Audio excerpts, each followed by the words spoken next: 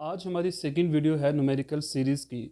इससे पहले हम एक वीडियो बना चुके हैं जिसके अंदर हमने क्या किया था, paper A physics paper A के सेक्शन बी के न्यूमेरिकल हमने सॉल्व किए थे।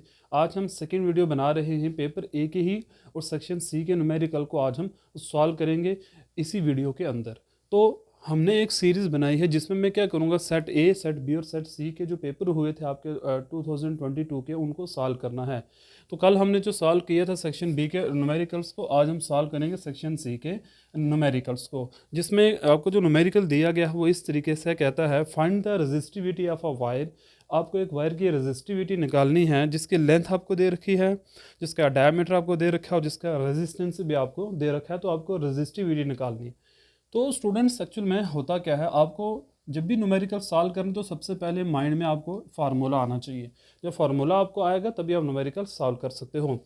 अभी यहाँ पर कौन सा फार्मूला लगेगा तो हम जानते हैं। देखिए, रेजिस्टेंस जो होता है किसी वायर का, वो एक तो डायरेक्टली प्रोपोर्शनल होता है लेंथ के, और दूसरा इन्वर्सली प्रोपोर्शनल होता है एरिया ऑफ क्रॉस सेक्शन के। यहाँ से हमारे पास फार्मूला जो बनता है उसको हम कहते हैं आर बराबर होगा रो एल अपान ए के। ये जो रो है इसी को रेजिस्टिविटी कहा जाता है। स्टूडेंट्स, अगर कहीं फार्मूला भूल जाए आपको रेजिस्टिविटी का क्या है, तो आप ये ज़रूर याद रखिए कि रेजिस्टेंस लेंथ पे डिपेंड करता है और इन्वर्सली प्रोपोर्शनल होता है एरिया के। अभी यहाँ से रो का तो फार्मूला आसानी से बनाया जा सकता है। फार्मूला आएगा R multiply by A divide by L. तो ये वाला फार्मूला यहाँ पर हम यूज़ करेंगे तो आराम से हम क्या कर सकते हैं, यहाँ से क्वेश्चन को सॉल्व हम into A divide by L. अभी हमें जो क्वेश्चन में गिवन है वो अब क्या क्या दिया हुआ है। देखिए, ये रो हमें मालूम करना है, इसके बारे में हमें नहीं मालूम है। लेंथ जो है इसकी वो दे रखी है, मतलब एल बराबर दे रखा है 2 मीटर के, ठीक है। देन आपको डायामीटर दे रखा है इसका 0.01 मीटर दे रखा है। एंड देन आपको क्या दे रखा है, आर दे रखा है, मतलब रेजिस्टेंस दे रखा है आपको, वो क्या आपका 50, क्वेश्चन में दे रखा है 50 मिली ओम दे रखा है। ओके, ये मीटर नहीं है यहाँ पे, इसका मतलब है मिली ओम जो है रेजिस्टेंस आपको दे रखा है। अभी पहले तो बस इसको चेंज कर लो यहाँ से। ये दिस इज 0.01 मीटर है तो इसको हम लिख सकते हैं। देखिए, इसका हाफ हमें करना है तो हाफ क्या होगा, रेडियस होगा। तो रेडियस बराबर होता है d/2 के। तो यहाँ से आ जाएगा 0.01 डिवाइड बाई 2। ठीक है, तो ये बड़ा ही आसान है। देखिए, अगर कैलकुलेटर नहीं है तो आप क्या करिए, इसको पहले तो इसको आप लिखिए 1 डिवाइड बाई 2 मल्टीप्लाई बाई 100। अब हमें पता है कि 1 डिवाइड बाई 2 जो होता है हाफ के बराबर होता है, मतलब 0.5 होगा। और डिवाइड किससे हम कर रहे हैं इसको, 100 से, तो आ जाएगा 0.005 मीटर आ जाएगा। तो स्टूडेंट्स, ये हमारे पास क्या आ गया, रेडियस आ गया। तो ये हमारे पास रेडियस निकल कर आ गया। अब फार्मूले में देखिए हमें क्या चाहिए, हमें चाहिए आर, तो वो हमारे पास है। हमें चाहिए लेंथ, वो भी हमारे पास है। हमें ए चाहिए, तो ए है एरिया ऑफ क्रॉस सेक्शन। तो उसके लिए क्या होगा, देखिए ए बराबर किसके होता है, तो ए बराबर होता है पाई और स्क्योर के। पाई की वैल्यू हम यहाँ पे ले लेंगे 22/7 इंटू आर स्क्योर, मतलब इसका अपना डबल बार क्या करना है, इसको मल्टीप्लाई करना है। ठीक है, इस तरीके से। तो ये फार्मूला है एरिया ऑफ क्रॉस सेक्शन का। तो ये चीज़ें हमें गिवन मिल गई हैं, तो अब हम क्या करेंगे, डायरेक्टली फार्मूले में सब्स्टिट्यूट करेंगे। तो हम सॉल्व करेंगे तो हमें, देखिए, अगर आप इतना काम भी कर कर आ जाते हो ना, तो तभी आपको अगर 3 नंबर के आए तो 1.5 नंबर मिल ही जाएंगे। बट अगर आप सारी वैल्यूज़ फार्मूले में पुट कर देते हो, किस तरीके से, देखिए यहाँ पे सॉल्व कर देता हूँ मैं। देखिए, आर किसके बराबर हो, ये सॉरी रो किसके बराबर होगा, आर किसके बराबर है, 50 मिली के बराबर। तो मिली को हम क्या लिखते हैं, 50 इंटू 10⁻³ याद रखिए, मिली बराबर होता है -3 के। Then area of cross section क्या आ गया इसका, 22 डिवाइड बाई 7 मल्टीप्लाई बाई, इसको हम लिख सकते हैं 5 डिवाइड बाई 100, सॉरी 1000 आएगा ये, 5 divide by 1000 into 5 divide by 1000 आ जाए। सॉल्व करने का आसान तरीका है। And then divide by 2। ये क्या चीज़ है हमारे पास, मीटर लेंथ है, लेंथ ऑफ वायर है। देखिए कैसे सॉल्व करेंगे इसको अब हम। ये 2 यहाँ से यहाँ पर मल्टीप्लाई हो जाएगा, तो रो किसके बराबर आ जाएगा, 50 इंटू 10⁻³ ये जो 2 यहाँ पर जाएगा तो उसको कटेगा, तो यहाँ पर क्या बचेगा, 11। ठीक है, यहाँ आएगा 10⁻³ यहाँ पर भी आएगा 10⁻³, तो यहाँ पर आ गया 25 डिवाइड बाई 10⁻6 आ जाएगा। है ना, 5 5 द 25, देन यहाँ पर भी 1000 है, यहाँ पर भी 1000 है, तो आ जाएगा मतलब एक के आगे 6 जीरो लगेंगे और डिवाइड में किस हमने करना है 7 से।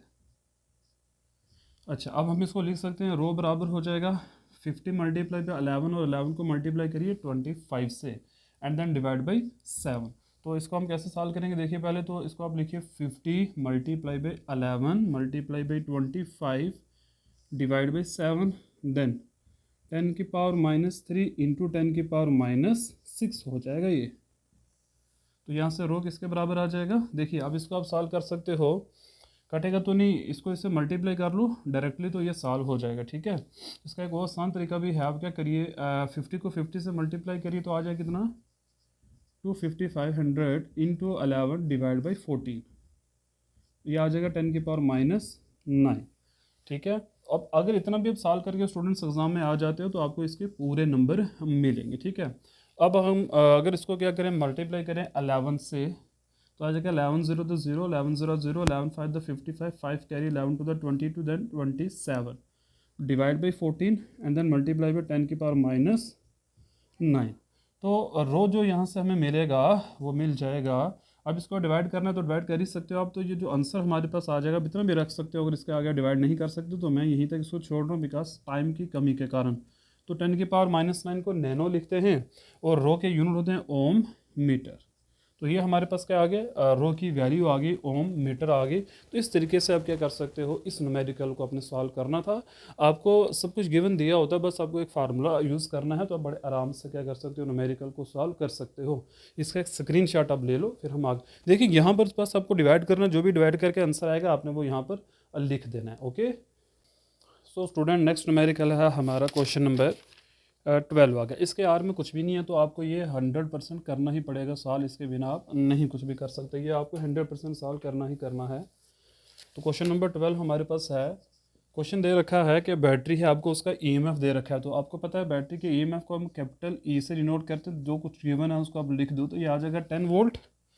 इंटरनल रेजिस्टेंस दे रखा है तो उसको हम स्मॉल आर से डिनोट करते हैं, वो दे रखा है 3 ओम का। ठीक है, एंड देन आपको क्वेश्चन में गिवन है करंट, आपको आई की वैल्यू दे रखी है तो वो आपको गिवन है 0.5 अम्पेयर, और 0.5 अम्पेयर दे रखा है, मतलब आप इसको लिख सकते हो 5/10 अम्पेयर। ओके, आसान करके, क्योंकि हम जब क्वेश्चन में पुट करेंगे तो वहाँ हमें आसान हो जाएगा।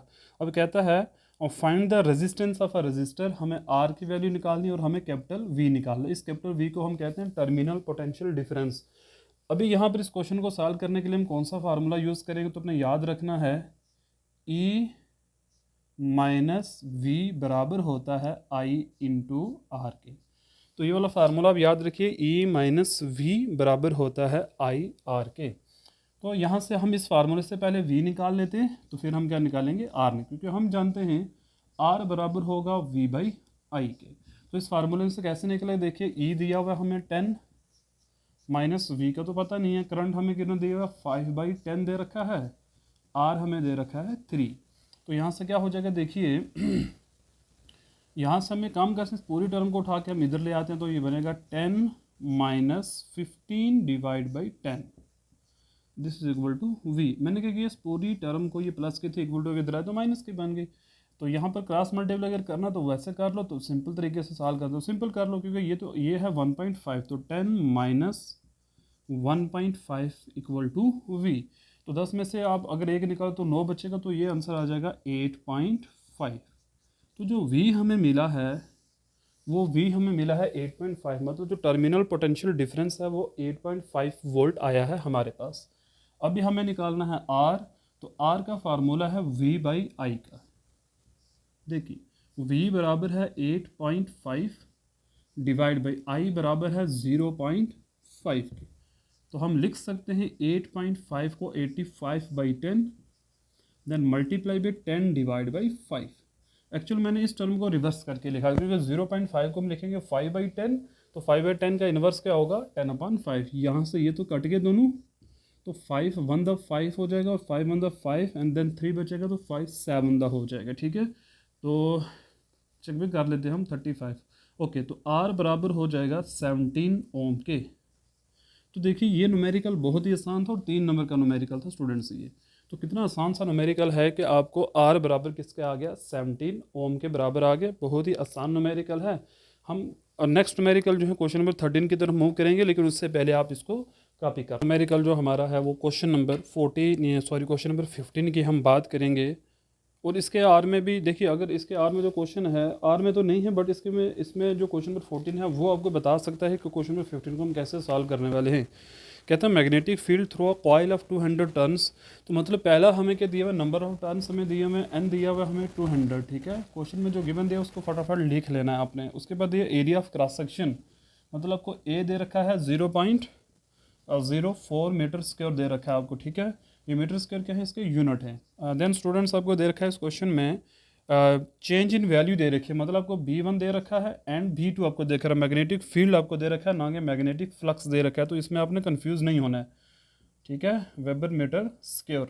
एंड आपको दे रखा है B2 आपको दे रखा है 0.04 वेबर पर मीटर स्क्वायर। ये तो ये हमारे पास मैग्नेटिक फील्ड की वैल्यूज़ दे रखी हैं। और आपको टाइम जो चेंज हुआ है वो टाइम आपको मतलब dt दे रखा है आपको 0.02 सेकेंड दे रखा है। तो आपको ये भी याद नहीं, ये जो गिवन चीज़ें हैं आपको यही याद रखनी है। 0.02 सेकेंड।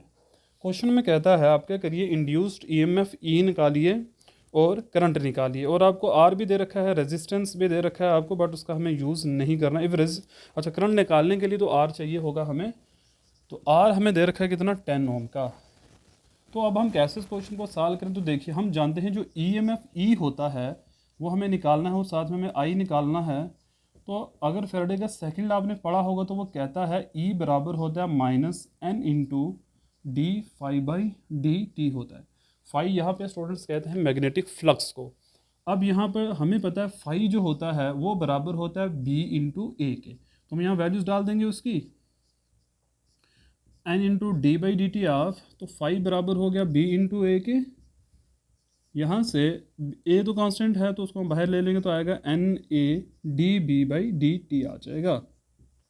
तो डी बी का मतलब है चेंज इन मैग्नेटिक फील्ड और डी टी का मतलब है चेंज इन टाइम। तो अभी वैल्यूज पुट कर दो। अब ई की यहाँ पे देखिए सॉरी जो वैल्यूज हमें गिवन है पुट करिए। एन कितना दे रखा है 200, ए कितना दे रखा है 0.04, तो उसको हम लिखेंगे 4 डिवाइड बाई 100, ठीक है। तो डी बी आपको कितना आ जाएगा, देखिए इसमें से इसको माइनस करना है आपको, मतलब 0.04 से माइनस करिए आप 0.1 आपको माइनस करना है डीबी में, और 0.02 यहाँ पर आ जाएगा आपके पास चेंज। देखिए ये 2 0 तो कट गए यहाँ से, तो आसान ही हो जाएगा। तो E बराबर आ जाएगा कितना, 4 टू द 8 -8। इन दोनों को माइनस करना है आपने, तो क्या आ जाएगा, ऐसा कह सकते हो यहाँ से। देखिए अगर नहीं आपको पता चलता तो इसको आप कन्वर्ट कर लो। ये है 4/100 माइनस 1/10 और डिवाइड में है 2/100। ओके, देखिए यहाँ पर सॉल्व कर लो। अगर कैलकुलेटर है तो बड़ा आसान सा, आप इन दोनों को माइनस करिए, डिवाइड 0.02 से करिए तो आसान हो जाए। तो मैं उन स्टूडेंट्स को बता रहा हूँ जो कैलकुलेटर यूज़ नहीं करते और जो चाहते हैं कि हम इनको डायरेक्टली ऐसे सॉल्व करें जिनमें एग्जाम में आपका कैलकुलेटर अलाउड नहीं होगा। तो देखिए यहाँ पर भी 100 बना दीजिए, तो क्या आ जाएगा 10/10, तो मतलब 4 में से 10 आपको माइनस करने हैं, तो क्या आ जाएगा E बराबर -8। देखिए मैंने यहाँ 100 बनाया, तो 100 कैसे बना, 10 से मल्टीप्लाई भी 10 से डिवाइड भी। तो 4 में से 8 निकालिए तो क्या आ जाएगा 4 में से 10 निकालना है तो -6 आ जाएगा, और डिवाइड में कौन आ जाएगा 100। और इसको हमने किससे डिवाइड कर रखा है 2/100 से, 2/100 से, ठीक है। ऑब्वियसली बात है ये 100 और 100 यहाँ से कट जाएंगे। अब ये जो 2 है ये कहाँ जाएगा, ठीक है, ये तो मल्टीप्लाई हो जाएगा फर्स्ट प्लेस के साथ जाके।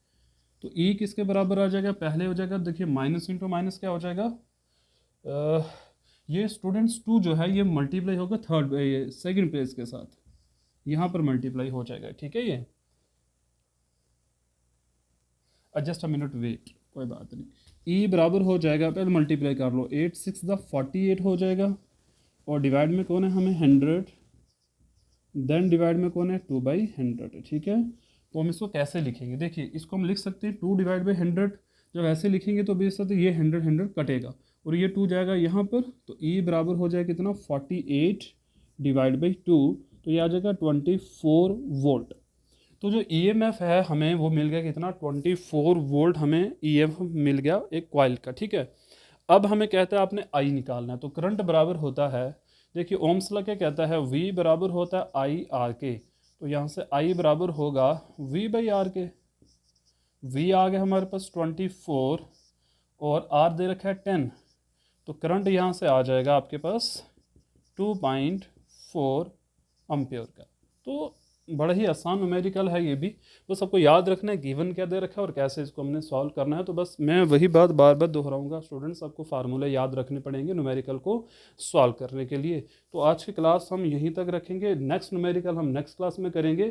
कोई बात नहीं, अभी हमारे पास बहुत टाइम है, बस साथ साथ न्यूमेरिकल को रिवाइज करते चलो। जो टॉपिक्स मैंने आपको बताए हैं उनके फार्मूले आप प्लीज़ याद करो। मैं क्या करूँगा, इस सीरीज़ के लास्ट के ऊपर आपको एक लिस्ट बना के दे दूंगा फार्मूलों की, आप वो भी अच्छे से तैयार कर लेना न्यूमेरिकल्स के लिए। Thank you very much.